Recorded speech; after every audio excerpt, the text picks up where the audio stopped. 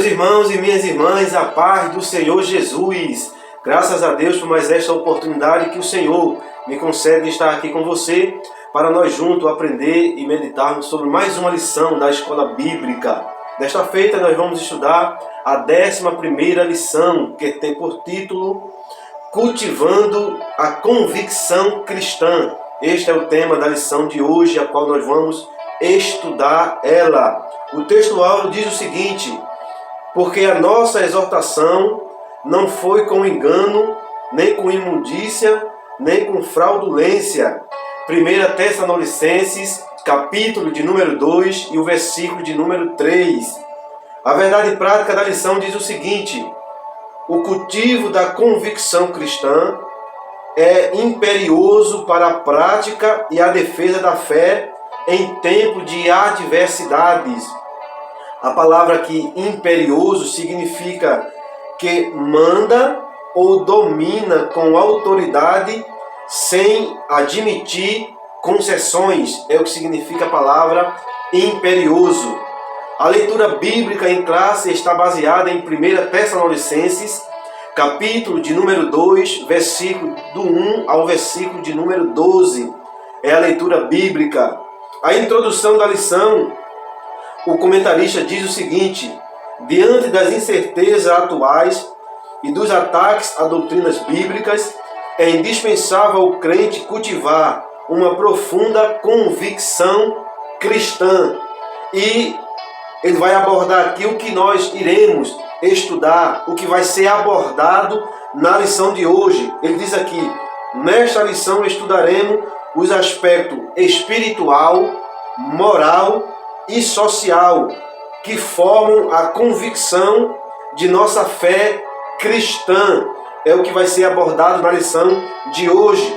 Algo que ele colocou aqui na introdução é o objetivo. O objetivo é despertar em cada cristão o desejo de ser um autêntico embaixador de Cristo. O que significa a palavra embaixador nesse contexto aqui?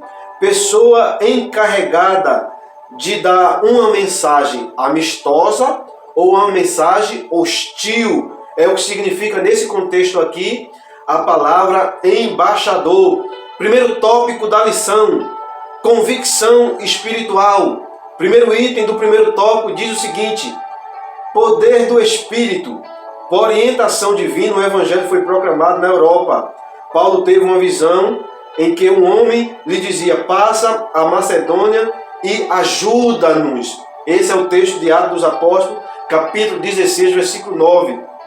Só que antes de Paulo chegar à Macedônia, antes de Paulo ir para a Macedônia, anunciar o Evangelho, pregar a palavra de Deus, Paulo intentou no seu coração por 2 vezes pregar em outros lugares, como por exemplo, Paulo tentou ir para a Frígia. E o texto bíblico vai dizer que o Espírito Santo impediu Paulo de pregar ali na Frígia, na Ásia.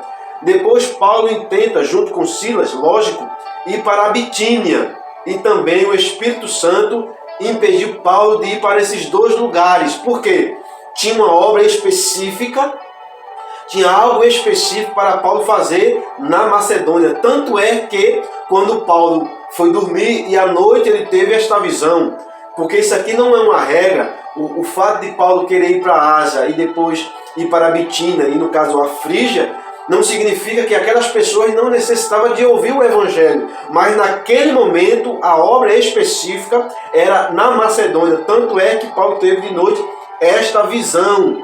Um ponto que me chamou a atenção nesse tópico aqui, e nesse item especificamente, é por 2 vezes o comentarista coloca aqui: o apóstolo deixa claro que o Evangelho não foi pregado como um mero discurso racional, mas sobretudo em poder do Espírito Santo, em plena convicção. Eu vou tirar a palavra convicção e vou usar a palavra autoridade aqui. Aí ele coloca novamente aqui: foi ministrado com ousadia no poder do Espírito, de modo que resultou na salvação e libertação dos Tessalonicenses.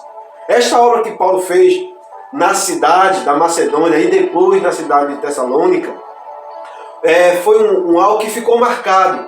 e ele abordou aqui os irmãos de Tessalônica, foi salvo e houve libertação, mas houve primeiro a libertação do carcereiro, né? Ali naquele momento ali na Macedônia.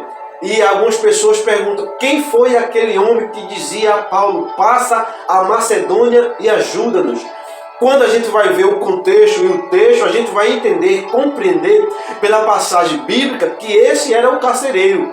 Eu não estou dizendo que o carcereiro apareceu a Paulo na visão de assim, passa a Macedônia e ajuda-nos. Só que a história vai ser desenrolada e quem precisou de ajuda naquele momento ali foi o carcereiro. Porque quando ele vê, depois que Paulo foi espancado com Silas ali, ele vai tentar se matar. E Paulo diz assim, não, nós todos estamos aqui. A gente está aqui, ninguém fugiu. E ali Paulo prega para ele, prega para a sua família, eles são salvos, são batizados. Então, o que é que se entende e compreende pela narração do texto? Era este homem que estava precisando da ajuda, e uma ajuda espiritual, uma ajuda que fosse atingir ele e a família dele no sentido da salvação. Aí um outro ponto aqui desse tópico e desse item é quando ele diz assim, assim podemos afirmar, na ausência de convicção espiritual, a palavra de Deus é reduzida a mero intelectualismo humano e seu resultado é ineficaz na transformação de vidas. Ele deu dois exemplos de dois textos bíblicos aqui. 1 Coríntios capítulo 2, versículo 1 ao 5, Paulo falando. E depois Mateus capítulo 7, versículo 29.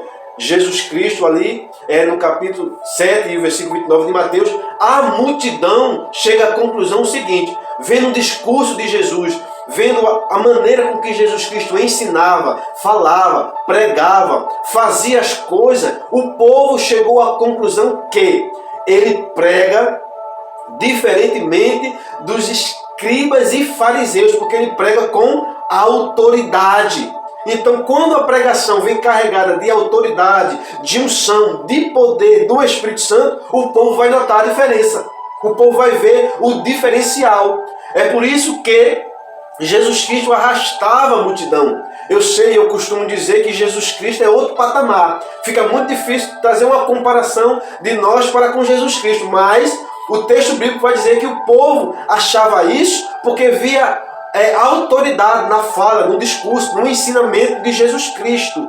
Então, quando não tem autoridade, quando não tem unção, quando não tem poder, manifestação de milagre, fica a palavra de Deus reduzida a algo intelectual, um mero discurso vazio e sem graça. Segundo item desse primeiro tópico, confiança em Deus. O apóstolo declara que, mesmo tendo padecido e sido agravado em Filipe, sua fé não estava abalada. Aí ele vai dizer aqui que Paulo está se referindo ao acontecimento que tanto Paulo quanto Silas tinha sido espancado por ter liberto uma menina de um espírito de adivinhação. Aí por este motivo aqui, Paulo é espancado junto com Silas em praça pública. E essa questão aqui causou uma questão diplomática. Causou uma questão, uma celeuma muito grande. Por quê? Porque Paulo tinha a cidadania romana também. E como romano que ele era, por cidadania, ele era judeu de nascença. Filipenses capítulo 3, versículo 4 e ao versículo número 6, vai mostrar que Paulo era judeu de nascença.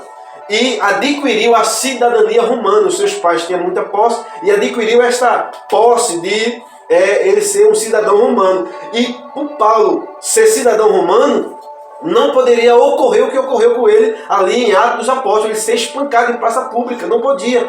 É por isso que quando vão libertar Paulo, Paulo questiona dizendo o seguinte, como é que vocês fazem isso comigo ou conosco, né, entre ele e Silas, publicamente, e agora vocês querem nos soltar às escondidas, sem ninguém ver? Não, eu não aceito isso. Por quê? Eu sou cidadão romano. Aí vai ter que vir os magistrados, os juízes da época, as autoridades, para se retratar com Paulo pelo ocorrido que ele sofreu junto com Silas ali por ter liberto por ter liberto aquela menina. Eu poderia aqui trazer uma mensagem espiritual nesse aspecto, de assim, se você está fazendo a obra de Deus, se você está executando algo para Deus, você vai ser espancado. Aí não significa dizer espancado no sentido literal, mas muitas pessoas vão começar a indagar, vão começar a questionar a obra que você vai estar fazendo. Mas eu não vou fazer isso porque aqui não cabe essa questão aqui, espiritualizar o texto, dizer, meu irmão, sofra porque você vai ser honrado. Não, a questão aqui foi uma questão mais burocrática, uma questão mais diplomática que Paulo estava questionando aqui neste momento. Mas ele sofreu isso e passou por isso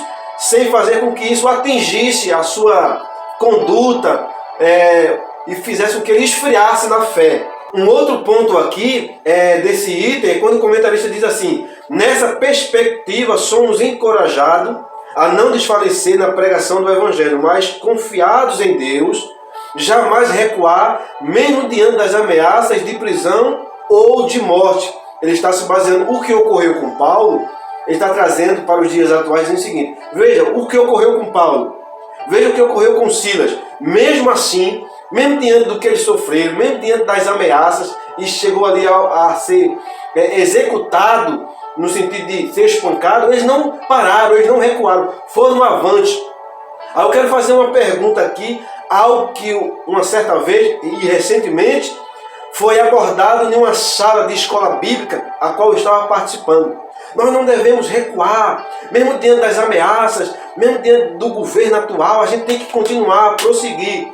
Eu fiz uma pergunta na sala, e essa pergunta aqui eu vou lançar aqui no canal, para os irmãos e irmãs que me acompanham. Eu fiz a pergunta seguinte na sala: vocês estão dizendo isso aí, ensinando que a gente não tem que parar, não tem que recuar, mesmo diante das ameaças, mesmo diante de punições. Eu disse, hoje no Brasil, a autoridade maior não é nem o presidente, é o ministro do STF. Eu fiz, se o STF lançar um projeto ou dizer uma lei dizendo que a igreja está proibida de fazer cruzadas, cultos evangelísticos nas ruas, nas praças, a igreja vai fazer ou vai acatar a ordem do STF? E se ele colocasse dizendo que a igreja vai ser multada, vai ser penalizada com multas diárias, se assim fizer os cultos e cruzadas, como é que a igreja vai agir nesse momento? A resposta foi o seguinte: nesse caso aí, a gente tem que obedecer, né? Porque é uma ordem judicial. Oxê, mas neste caso a gente tem que continuar, a gente tem que prosseguir. Não é o exemplo de Paulo? A gente não tem que seguir aqui o exemplo de Paulo? A gente não tem que continuar e jamais recuar? É o que está escrito aqui na lição: jamais recuar, mesmo diante das ameaças. Eu sei que eu estou fazendo aqui uma pergunta que pode não vir ou ocorrer. Não pode não acontecer isso que eu estou falando, mas vamos sugerir que ocorra isso. Como é que a igreja vai se portar diante disso? Veja que usar as máscaras na época não era obrigatório, mas tínhamos que usar. Tínhamos que usar. Então, a igreja teve que se adequar às medidas sanitárias que foram impostas, mesmo muitas das coisas não sendo obrigatórias. Então, fica às vezes algo muito lindo. Vamos continuar, não vamos recuar, vamos avante, pregar o evangelho. Aí vem um projeto, vem uma lei para proibir de pregar nas praças públicas, aí vai parar. Aí eu quero ver ter autoridade agora de passar por cima e pregar o evangelho nas praças, fazer cruzada. Então aqui é uma hipérbole, lógico que aqui eu estou usando, mas foi uma pergunta que eu fiz na sala e quero aqui colocar aqui no vídeo essa pergunta. Porque parece o mundo ideal, né? Vamos avante, mas temos esse ponto a pensar e analisar. Terceiro item do primeiro tópico, finalidade na pregação. Aqui nesse tópico ele vai afirmar que um ponto aqui que Paulo, falando para os irmãos de Tessalônica, ele vai dizer, afirmar que o evangelho que ele foi pregado não foi pregado de maneira fraudulenta, com engano, com imundícia. Ele vai dizer que nesse item aqui, que ao contrário, Paulo declara que o evangelho é de Deus e que o próprio Deus comissionou como arauto. O que significa arauto? O que é uma pessoa considerada arauto? é aquele que defende uma ideia ou uma causa. Nesse caso aqui, Paulo estava defendendo uma causa, o Evangelho. Então, ele entendia e compreendia que o Evangelho tinha que ser pregado. Mesmo que as pessoas se levantassem, as autoridades da época se levantassem, Paulo continuou a pregar o Evangelho. Paulo continuou a pregar a palavra de Deus junto aqui com Silas. É bom sempre enfatizar que Silas, neste momento, estava com Paulo. Silas estava aqui presente nesta obra.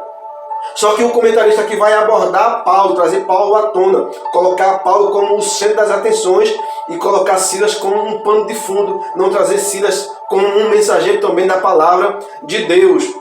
Ele afirma que, dessa forma, o propósito do apóstolo não era o de satisfazer seus ouvintes com falso discurso, ou seja, Paulo não estava preocupado se o discurso dele era forte e se estava agradando ou desagradando os ouvintes. As autoridades, os juízes, os magistrados da época estavam incomodados com a pregação de Paulo. Tanto é que, num ocorrido de Atos, quando ele é espancado, as pessoas dizem o seguinte: esses homens aqui estão pregando e ensinando coisas que não é do nosso costume aqui. Ele está quebrando as regras. Ele está trazendo para nós ensinamento que a gente não está acostumado a ouvir. Então Paulo não estava preocupado se as pessoas iriam gostar ou não gostar do ensinamento, da forma que ele estava pregando o Evangelho, que ele estava ensinando. Então aqui é um conselho que eu dou também. Fale a palavra, pregue a palavra, ensine corretamente como estão as escrituras sagradas. Ah, mas a gente não crê assim, a norma da igreja é assim, a gente crê desta maneira. Mas o que é que diz a Bíblia? O que é que diz as escrituras sagradas? Tem que prevalecer as escrituras, a Bíblia. Por mais que seja forte o ensinamento, por mais que seja duro o ensinamento, mas se tiver base bíblica, coerência bíblica, a gente tem que deixar as pessoas que não estão satisfeitas com a nossa forma de ensinar, pregar e falar a palavra de lado e continuar ensinando o verdadeiro Evangelho de Cristo. Então, vamos agora para o segundo tópico da lição: convicção moral. Primeiro item do segundo tópico: retidão nas ações. A convenção opera a transformação moral na vida do crente salvo. O comentarista aqui colocou bem explícito que a convenção opera a transformação, a mudança de vida, a mudança de comportamento, a mudança de conduta no crente salvo. E tem crente que não é salvo? Tem. Lógico que tem. Aí ele colocou um exemplo bíblico aqui de 2 Coríntios, capítulo 5, versículo 17, que diz assim: assim que, se alguém está em Cristo, nova criatura é. As coisas velhas se passaram, eis que tudo se fez novo. O que é que se fez novo? A mudança de vida, o comportamento, a atitude, as ações. Aí ele vai dizer o seguinte aqui nesse item: a Bíblia orienta, dentre outras recomendações, a deixar a mentira e falar a verdade. Ele vai citar aqui o texto de Paulo aos Efésios, né? Mas o versículo continua e diz assim: deixai a mentira e falai a verdade, cada um ao seu próximo. Não mentir para o seu próximo. Ser verdadeiro, ser honesto, transparente. Por mais que às vezes você falar a verdade, e aquela verdade ser naquele momento ali dura para quem está ouvindo, mas é melhor você trazer uma verdade dura, mas ser verdade, de que na frente trazer engano, por trás trazer mentiras a respeito de outras pessoas. Outra coisa, quando ele diz assim: deixai o furto e ser honesto, não pronunciar palavras torpes e dizer apenas o que edifica. O que significa a palavra torpe? Não sair da nossa boca a palavra torpe. Palavra torpe significa que contraria e ofende os bons costumes, a decência e a moral. É o que significa dizer palavras torpes.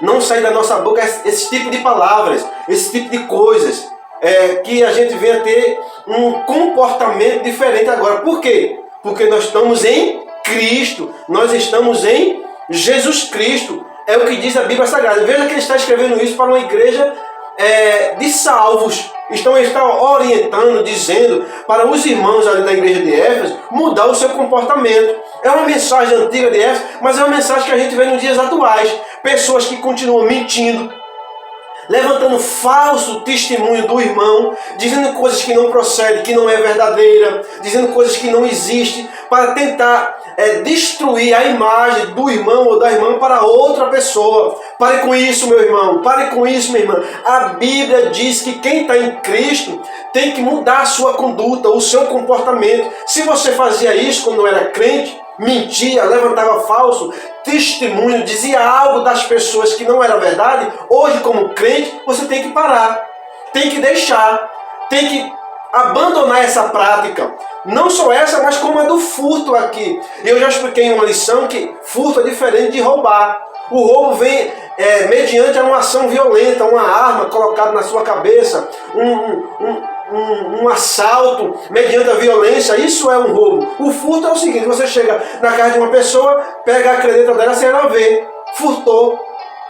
Então, se você tinha essa prática, então deixa ela para trás, não continue fazendo isso, porque você é salvo. Então deixe o furto, deixe a mentira, deixe as palavras torpes, palavras imorais, palavras que traz uma decadência espiritual na vida de outra pessoa. Por quê? Porque você e eu somos crentes. Eu tenho que parar de falar essas palavras, eu tenho que parar de mentir, eu tenho que parar de furtar, se assim eu estou fazendo esse tipo de coisas, se assim eu estou praticando essas coisas que a Bíblia diz que eu tenho que parar de fazer. Porque não adianta você fazer tudo isso e depois tá num remanso dentro da igreja, batendo palma, dizendo que Deus falou ao teu coração, que o teu coração está ardendo, queimando com a palavra de Deus. Talvez isso seja azia. Você está com azia, e para azia é bom sorrisal. Você pega um copo com água, bota o sorrisal dentro, aí vai dissolver. Aí você toma, aí vai parar com essa queimação no seu estômago. Porque se continua praticando isso, se continua executando essas práticas que a Bíblia condena, que Paulo está orientando os irmãos a deixar de praticar, não adianta pular, correr, profetizar. Não, porque você está fazendo algo que era o velho homem que fazia, a velha natureza. Então pare, deixe de praticar essas coisas, praticar essas ações, de praticar isto, de viver na prática dessas coisas. Um outro ponto aqui, nesse item do segundo tópico, é quando ele diz assim: nesse aspecto o apóstolo Paulo reivindica a retidão das próprias ações ao afirmar: nunca usamos de palavras lisonjeiras, nem houve um pretexto de avareza. Palavras lisonjeiras, o que significa esse nome, né? Lisonjeira, palavras lisonjeiras, é que elogia algo ou alguém por interesse. Paulo disse o seguinte aqui, Paulo estava dizendo o seguinte: eu nunca elogiei vocês ou elogiei algo por interesse. Eu nunca fiz isso.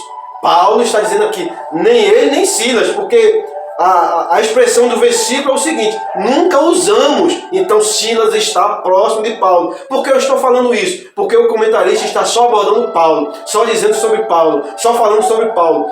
Quando o texto, Silas está perto de Paulo, Silas está junto de Paulo, Silas está presente na história, no contexto, nesses acontecimentos aqui, nessas ações aqui, Silas está presente. Então aqui eu estou trazendo Silas à tona porque Silas está acompanhando Paulo. Então Paulo está dizendo o seguinte aqui junto com Silas: nós nunca usamos de palavras lisonjeiras, elogiamos algo ou alguém por interesse, não, de maneira nenhuma. Mas hoje em dia o que acontece? Tanto é que o comentarista colocou aqui na lição: somente o falso cristão é que busca poder, e esse poder aqui é ter posição, galgar alguma coisa na igreja. Somente o falso cristão é que busca o poder e influencia por meio da bajulação. O poder e a influência por meio da bajulação, ou seja, por palavras lisonjeiras, começar a elogiar algo por interesse, começar a elogiar alguém por interesse. Esse tipo de pessoas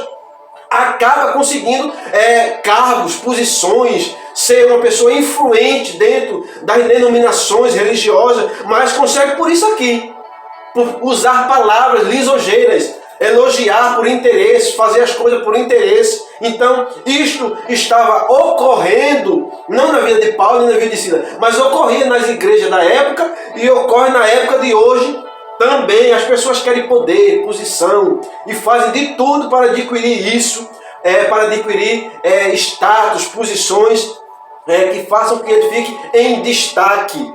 Segundo item desse segundo tópico da lição de hoje, reputação ilibada.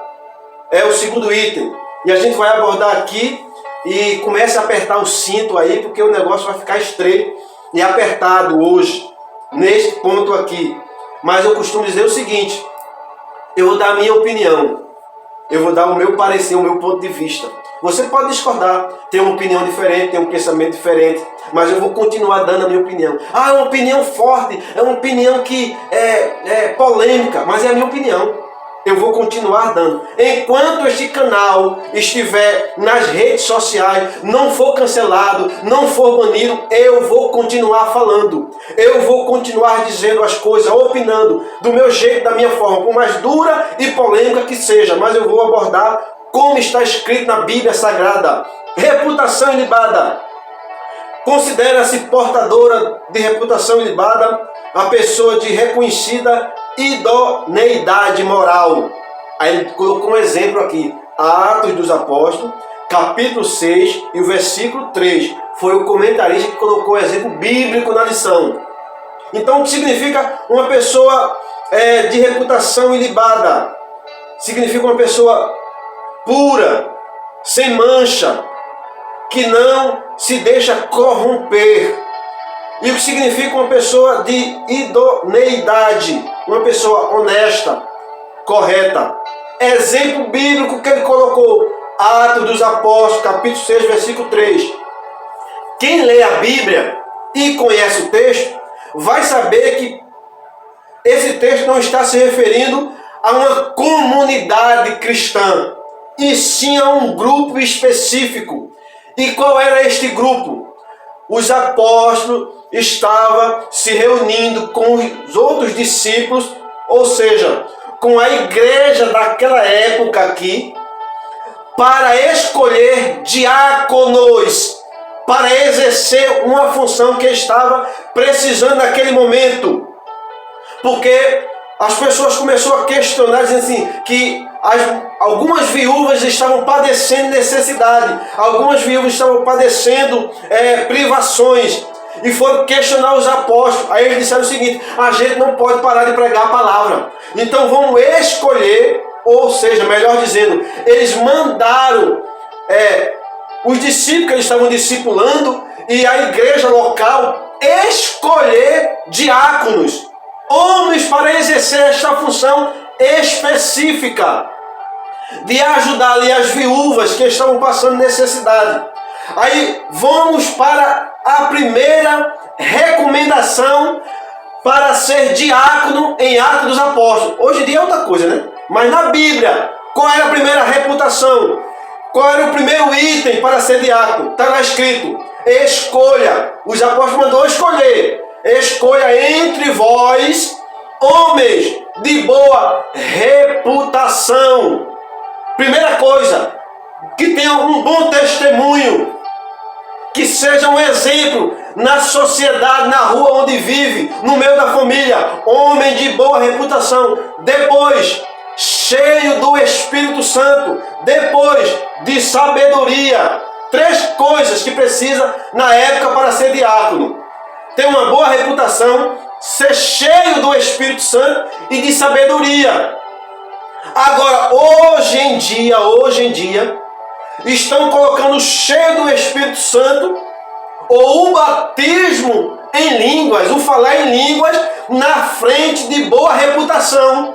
Ou eu estou errado, mais uma vez falando isso aqui, ou eu não posso falar aqui no canal Castro uma visão diferenciada, que isso está acontecendo nos dias atuais. Não pode usar as suas redes sociais para falar isso. Posso sim. Se não quiser ouvir, se desinscreva no canal. É só não assistir.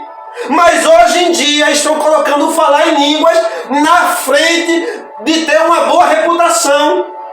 É o que diz o texto aqui, que o comentarista colocou como exemplo.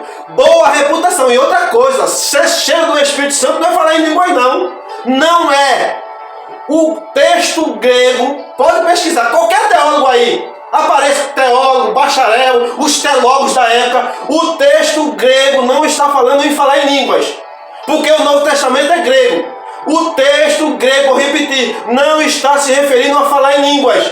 Ser cheio do Espírito Santo é uma coisa, falar em língua é um dom. Falar em língua é um dom.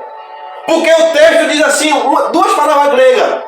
Primeira palavra, pripreme, é a primeira palavra. Segunda, pleuro. E nenhuma das duas se refere ao dom de falar em línguas. Nenhuma. Ser cheio do Espírito Santo é uma coisa, ter o dom é outra. Mas hoje em dia estão invertendo. Fala em língua. Ai! Falou. Então, diácono. E a boa reputação? Não, tanto faz. Se é mentiroso, se é caluniador, se destrói a reputação do seu irmão, não tem problema. Dá um presente e ele vira diácono.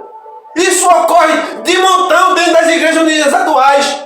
Isto é uma verdade absoluta. Goste ou não goste da minha opinião. É um direito seu. Eu não concordo com essa opinião. É o seu direito. Não tem problema. Eu tenho uma outra opinião. Não tem problema. Eu quero ver no texto.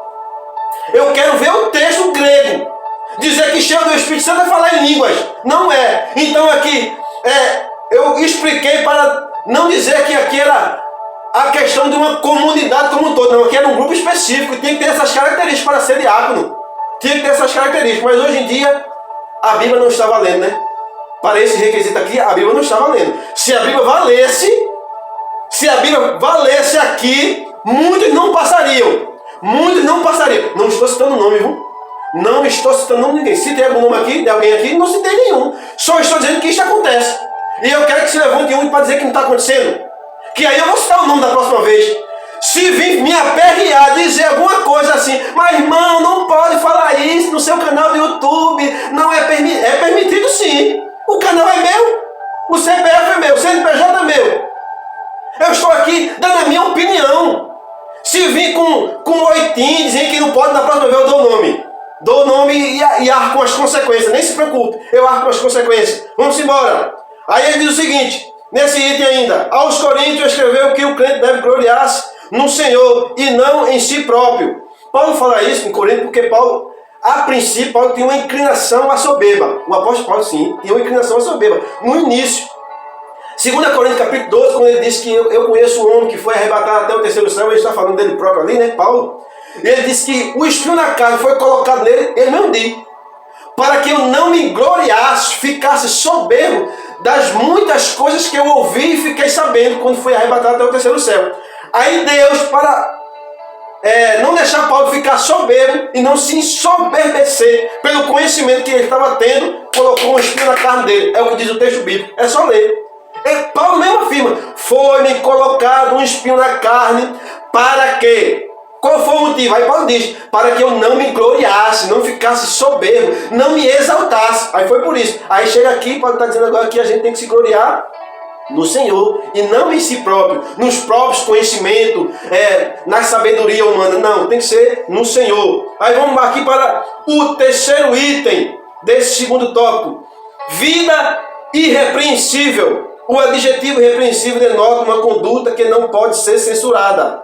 Nesse contexto, o apóstolo invoca a Deus e a igreja de Tessalônica como testemunha de sua postura santa, justa e irrepreensível. Eu vou repetir aqui uma vez mais, e não quero ser cansativo para os irmãos e as irmãs que vêm me acompanhando, e eu sou grato por você vir me acompanhando esse tempo todo, né? Recentemente eu abri o canal, mas você vem acompanhando, vem lá deixando seu like, seu comentário, vem divulgando para outras pessoas. Sou grato às pessoas que estão me ajudando a compartilhar, a divulgar as lições que eu estou comentando. Agradeço de coração a você. Continue fazendo isso, eu preciso da sua ajuda, que você continue divulgando, compartilhando com seus amigos, seus irmãos, seus conhecidos, para que mais pessoas cheguem ao conhecimento da palavra de Deus. Mas sem querer ser repetitivo, Silas está presente uma vez mais aqui. Por quê? Porque em todo ponto aqui, o comentarista está falando, Paulo disse isso da sua reputação, Paulo falou isso da sua vida irrepreensível, Paulo disse isso, mas Silas está perto de Paulo. E Paulo, quando vai falar, Paulo usa o plural. Paulo usa o plural. No texto bíblico da lição, quando o primeiro capítulo, o segundo capítulo de Tessalonicenses e o primeiro versículo pode dizer assim: a nossa entrada, a nossa, foi Paulo e quem? Silas. Versículo 2: aprovados em Filipos. Quem foi aprovado em Filipos? Paulo e Silas. Tornamos ousados em Deus. Quem tornou ousados em Deus? Paulo e Silas. Se você pegar todo o capítulo 2 de Tessalonicenses, capítulo 1, versículo 12, Paulo está mostrando que ele não está só. Ele está com Silas. E por que só enfatizar Paulo aqui? Por que trazer só Paulo à cena aqui?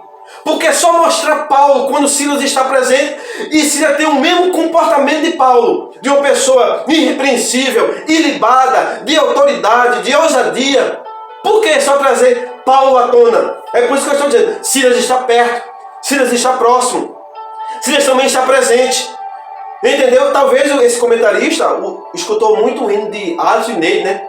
O hino mostra Paulo como adorador e Silas como murmurador. Aí talvez o comentarista não abordou Silas aqui porque acredita que Silas era murmurador, né? Como o hino de Alisson e Neide. Mas Silas está presente aqui. Silas está presente. Então, Paulo não está só. Aí ele diz o seguinte, nesse item, para encerrar, irmos para o terceiro tópico. Ciente da influência que sua vida exercia sobre os fiéis, o apóstolo diz para vos dar em nós mesmos exemplo para nos imitardes. Aí ele coloca assim um grau de comprometimento adotado pelo crente com os valores do reino é reflexo do nível de sua comunhão com Deus. Ele coloca um exemplo aqui de 1 Coríntios, capítulo 10, versículo 32. E o que é que diz esse texto aqui? Como está falando de imitação aqui, né? Para a gente influenciar outras pessoas, porque tem aquelas pessoas que influenciam negativamente e tem aquelas pessoas que influenciam você positivamente, faz você mudar um comportamento, mudar uma conduta, um pensamento, uma opinião, porque aquela pessoa conseguiu influenciar você, mostrar você, tanto pela fala, pelo discurso, pelo ensinamento e pela conduta, fazer com que você mudasse de comportamento. Isso é uma influência positiva, mas tem aquelas pessoas que influenciam o outro negativamente. Aí ele deu um exemplo aqui de 1 Coríntios, capítulo 10, versículo 32, quando o texto vai dizer que a gente não tem que trazer escândalo para outras pessoas, né? Ou seja, dar um mau testemunho, porque isso vai ser ruim, prejudicial para a pessoa que está vendo e para nós que assim estamos praticando. Um exemplo, se você me vê em um bar tomando uma cerveja, isso vai ser um escândalo. E eu vou ser punido, vou ser disciplinado. E isso vai ser ruim, porque vai trazer um escândalo para mim, para a família e para a igreja onde eu faço parte. Então, se eu beber uma cerveja ou trazer algo parecido, isso vai ser escandaloso. Então, eu vou ser punido, ok? E qualquer outro membro ou qualquer outro que faz parte de uma igreja fazer algo que seja público, notório, que as pessoas vejam e se escandalizem por isso, o seu líder vai chegar diante de você, vai disciplinar você, vai punir você, ok? Ok, tudo certo aí? Tudo certo.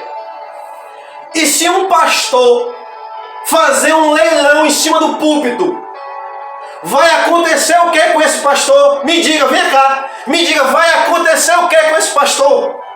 Ainda bem que foi em cima do púlpito, porque se fosse em cima de um altar de Deus, ele teria sido fulminado. Porque altar de Deus não faz isso. Púlpito se faz isso e outras coisas mais. Coloca-se candidato a prefeito, a deputado em cima do púlpito. E se hoje se faz leilão, vamos leiloar, fazer um leilão. Púlpito é para pregar a palavra de Deus, ensinar, doutrinar, corrigir, redarguir, mediante a palavra de Deus. Isso foi um escândalo. Não vou citar o nome do pastor, ok? Não se preocupe, não vou citar o nome do pastor. Mas está nas redes sociais, trouxe escândalo, as pessoas estão escandalizadas com isso. O que é que vai acontecer com ele? Nada, vai continuar sendo pastor, considerado homem de Deus. Eu estou mandando apagar a história dele, eu estou mandando apagar o passado dele, das obras, dos feitos, não estou mandando fazer isso. Eu estou falando do ato atual, porque se eu praticar um ato no momento aqui que traga escândalo para as pessoas, eu vou ser punido. Você é punido, minha irmã. Você é punido, meu irmão. Eu quero saber o que é que vai acontecer. Eu vou dar a resposta. Não vai acontecer Nada. Absolutamente nada. Agora, de você se cortar o cabelo, vai dizer, nossa, desviou-se, afastou-se, aí vai querer punir, disciplinar. E esse aqui vai fazer o quê? Me diga. 2 pesos, 2 medidas. Mas eu quero dizer para esse pastor e para outros pastores, para outros evangelistas, outros homens, para quem for que seja, tem uma balança no céu. Tem uma balança no céu. E a balança de Deus não é comprada, não é adulterada, não é falsificada. Ok? Punir eu que sou membro é fácil demais. Vamos punir, porque o irmão trouxe escândalo, punição, disciplina, perco cargo, posição, não prego mais, não falo mais. Temos que corrigir, irmão. Você trouxe um escândalo. Eu estou esperando alguém se pronunciar, ok? Estou esperando alguém se pronunciar, falar alguma coisa. Não falar assim, irmão, foi errado, né? Que coisa. Fale! Porque se fosse eu, você estava falando. Se fosse um irmão, uma irmã, porque como eu vejo, irmã às vezes que corta o cabelo. Que corta o cabelo é dela, irmão. O cabelo é dela, deixa ela cortar. Gostou do visual, ela tem que gostar. O esposo dela gostou. Parabéns, minha irmã. Continue. Se a senhora gostou, seu esposo gostou, está se sentindo bem, continue. Aí as pessoas se reúnem, fazem o quê? Nossa, desviou-se, afastou-se. Ninguém vai fazer nada com essa irmã, não. Não tem que fazer nada. Cuide da sua vida. Cuide da vida da sua família. Deixa a vida do outro abençoada e abençoada. Pelo amor de Deus, me ajude aí. Vamos para o 3º tópico, que diz assim: convicção social. O bem-estar comum alcança o homem em suas necessidades física e espiritual, ou seja, necessidade física e necessidade física. Padecendo necessidade, irmão, está desempregado. E a espiritual, precisa também das coisas espirituais. Aí diz assim, esse item: o papel da igreja é o de proclamar o evangelho. Ok? Beleza? Mateus capítulo 28, versículo 19. Vamos seguir. E aliviar o sofrimento, provendo o bem-estar social entre os irmãos. Ele colocou um exemplo. Tiago capítulo 2, versículo 15 a 17. O que é que diz Tiago capítulo 2, versículo 15 a 17? Diz o seguinte: se eu sou sabedor que meu irmão ou minha irmã está padecendo necessidade, eu tenho que ajudá-lo. Eu tenho que estender as mãos. Eu tenho que ir lá e levar o que ele está precisando. Se for alimento, leva alimento. Se for roupa, vestimento, eu levo roupa e vestimento. Não adianta ir lá, orar, jejuar, profetizar lá, pular, igual o canguru lá dentro da casa do irmão, que o irmão vai ficar com fome e sem roupa ainda. Leve roupa e leve alimento se ele estiver precisando. Entendeu? Então, é o papel da igreja. Foi o comentarista que colocou, não é eu não. É o papel da igreja. Mas como é que a igreja ajuda essas pessoas? A igreja fala o seguinte: o irmão traga um quilo de alimento, a irmã traga um quilo de alimento. Aí a igreja vai e leva uma cesta para o irmão, alivia aquele sofrimento ali. Então, o que o apóstolo Tiago estava falando aqui era o seguinte: se você pode, é o que diz a continuação desse item, se você pode fazer o bem, está ao seu alcance fazer o bem, faça, execute. Agora, a Bíblia é bem interessante, né? Aquele que pode, aquele que sabe fazer o bem, está na condição de fazer, faça, execute. Não deixe isso para trás, não. Porque a gente comete, e eu estou incluso aqui, às vezes a gente comete esse pecado aqui, o pecado de omissão. Poxa, você sabe que o irmão está desempregado, ou está passando um aperto financeiro. Ajude. Você tem condições de fazer isso? Faça. Já me ajudaram. E recentemente apareceram pessoas que me ajudaram. Eu sou grato a essas pessoas. Como eu já fiz, hoje fazem por mim. E se eu precisar, eu sei que vai surgir outras pessoas que vão me ajudar também. Então, às vezes a gente peca por isso. Sabe que o irmão precisa, sabe que o irmão carece, ou a irmã, e a gente não vai ajudar. A gente não vai estender as mãos. Que assim a gente possa ter consciência e ajudar a quem precisa e carece. Segundo item desse 3º tópico da lição de hoje. Diz assim, continua com o cinto aí apertado? Continue. Diz assim: dedicação altruísta. O que significa a palavra altruísta? Pessoa que se doa para o próximo sem esperar nada em troca. É o que significa a palavra altruísta. O apóstolo, ele está falando de Paulo, o apóstolo se dedicou com profundo altruísmo na pregação do Evangelho. Apesar do direito inerente ao seu apostolado, ele decidiu nada receber. ainda que podíamos, como apóstolos de Cristo, sermos pesados. O que é que está se referindo aqui?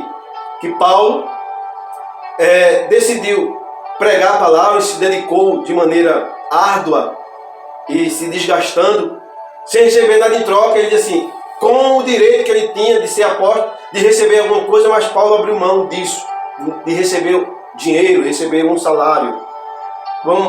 Vai seguir. Assim sendo, para prover o necessário sustento, o apóstolo valeu-se de seu ofício de fabricante de tendas.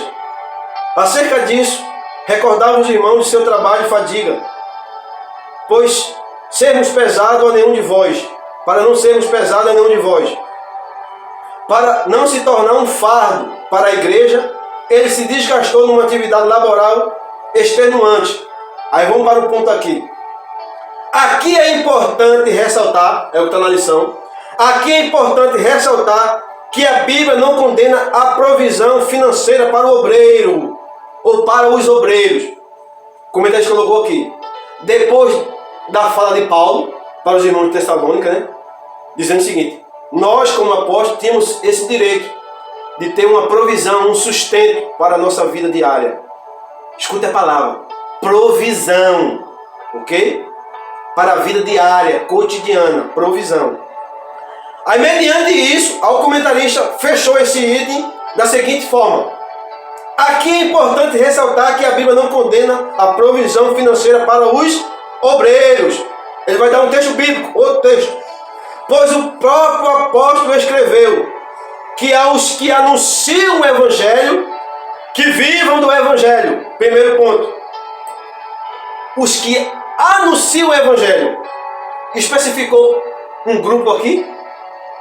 Quem anuncia o Evangelho tem o direito de receber ou de viver do Evangelho. Não tem um grupo aqui. Só este grupo aqui é que vai ter o direito de receber uma provisão, um sustento diário. Porque eu não estou colocando aqui salário estipulado. Porque o que Paulo diz é provisão e não um salário específico. Um outro ponto aqui. 1 Coríntios capítulo 9, versículo 14. O texto que ele cita, né?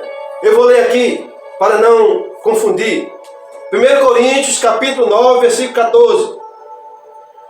Assim ordenou também o Senhor aos que anunciam o Evangelho. Aqui anunciar o Evangelho. Não está falando de um grupo. Aos que anunciam o Evangelho, que vivam do Evangelho. Mas vamos ler o versículo 15? Ok? Vamos lá. Mas eu, aí é Paulo falando. Mas eu de nenhuma dessas coisas usei. Abri mão. Paulo diz, eu abri mão desse direito. Não usei. E não escrevi para isso, para que assim se faça. Ou seja, Paulo está dizendo o que aqui? Eu não estou escrevendo isso e dizendo isso para que a partir de agora eu comece a receber. Não. Paulo está dizendo o seguinte. Eu não recebo e nem estou dizendo que tinha o direito de receber para começar a receber agora. Paulo abriu mão disso. E outra coisa, o texto diz o seguinte, aos que anunciam o Evangelho. Aos que anunciam. Aí ele coloca aqui, a provisão financeira para os obreiros. Aí diz assim, e que digno é o obreiro do seu salário. Obreiro. Diz pastor aqui. De obreiros. De evangelista aqui. Não, de obreiro. O senhor é contra a provisão, um sustento, um salário para um pastor, para um evangelista. Eu não sou contra, irmão. De maneira nenhuma. Quero deixar claro aqui. Eu não sou contra. Um salário, uma provisão para ele manter-se com a sua esposa, com seus filhos, para ter tempo de anunciar o evangelho, pregar a palavra, cuidar. Eu não sou contra. Eu sou contra. E a Bíblia não tem respaldo para essas pessoas que assim fazem. Fazer com que essas pessoas tornem-se ricas em cima dos fiéis. Porque tem líderes religiosos que recebem mais do que presidente da república, senador, deputado, prefeito, governador, ministro do STF, alguns jogadores de futebol, ator, atriz. Tem pastor que recebe muito mais do que essas classes aqui que acabei de citar. Quando a Bíblia não tem respaldo para isso. Uma coisa é o prover. Uma coisa é a provisão financeira. Paulo abriu mão aqui, pelo texto bíblico, Paulo abriu mão disso aqui. E outra coisa, Paulo era apóstolo, não era pastor, viu? Era apóstolo. Apóstolo é diferente de pastor. O que significa ser apóstolo? Andar com Jesus e ter visto Cristo ressuscitado. E Paulo sofreu muito para ter o seu apostolado reconhecido. Porque ele não andou com Cristo nem viu Cristo ressuscitado. Então, mas foi considerado apóstolo e um dos maiores apóstolos. E outra coisa, quando o texto bíblico diz o seguinte: e digno é o obreiro do seu salário. Obreiro. Não diz algo específico. É só essa classe aqui que tem que receber salário. E outra coisa, o texto a qual está se referindo aqui, quando Paulo diz o seguinte, no versículo de número 13 de 1 Coríntios capítulo 9. Não sabeis vós que os que administram o que é sagrado comem do que é do templo, e os que aqui de contínuo estão junto ao altar, participam do altar? Aí é quando ele começa o seguinte: assim ordenou também o Senhor, que os que anunciam o Evangelho vivam no Evangelho. Aonde foi que Jesus Cristo anunciou isto? Em Lucas, capítulo 10, versículo 7. Agora, o texto ali foi mudado. Leia o capítulo 10 de Lucas, leia o versículo 7, lá vai ter o nome salário. Mas qual é o contexto ali? O contexto é quando Jesus Cristo manda os 70 discípulos, divide em dois, e manda entrar na casa das pessoas, saudar com paz. A casa que tiver paz, você fica. E você vai sentar à mesa e vai comer de tudo que eles colocarem na mesa. Aí Jesus Cristo diz o seguinte: porque digno é o trabalhador do seu alimento. Porque qual é o contexto? É mesa. Qual é o contexto? Comer de tudo que ele colocar na mesa. Então o texto foi mudado. Tiraram a palavra alimento, porque digno é o obreiro do seu alimento, ou seja, do seu sustento, e colocaram a palavra salário no texto bíblico. Aí usam esse texto, sabedor de que foi mudado o texto do original, tiraram a palavra alimento e colocaram a palavra salário. Aí dizem hoje, então digno é o obreiro, digno é o pastor de receber salário. O texto não fala de pastor, o texto fala de obreiro. Então eu vou começar a reivindicar salário também, ou não? Porque se o texto de obreiro, eu sou obreiro de uma igreja, então eu vou querer receber salário também. Me mostre que o texto, me mostre aí você, que é teólogo, porque tem algumas pessoas que é teólogo, e tem outras que são teólogos.